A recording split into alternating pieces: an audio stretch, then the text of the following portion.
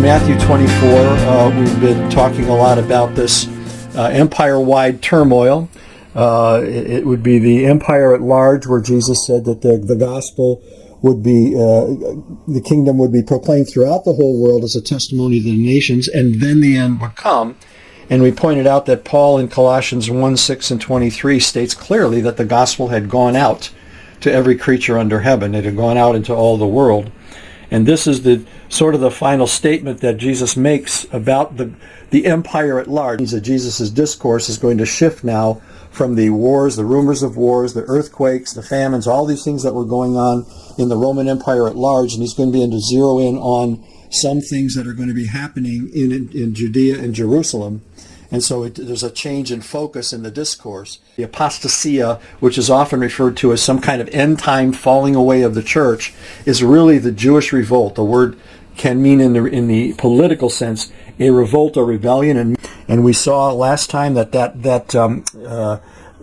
whole thing, that whole setup or situation involved, first of all, a growing underground resistance, this mystery of lawlessness, that was already at work, and of course this mystery is something that's hidden, that would be exposed in the revolt, just like God's mysteries have been hidden and are now being revealed in Christ. And an interesting comparison you might make, that a mystery often involves two becoming one, like a mystery of Christ and the church. There's two becoming one.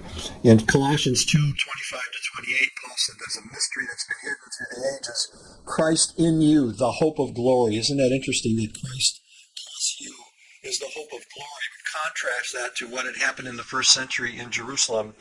This movement among the zealots that was willing to forsake or compromise the holiness of God in the temple, this Jewish nationalism combined with the faith of Moses basically meant that there would be a certainty of desolation and destruction.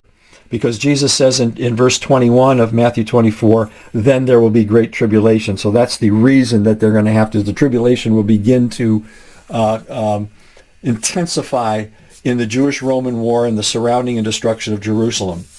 So in kind of a summary of this whole idea, the abomination of desolation, we don't need a future Antichrist standing and demanding worship in the temple. When we have this very, very clear and evident history of things that took place in the first century.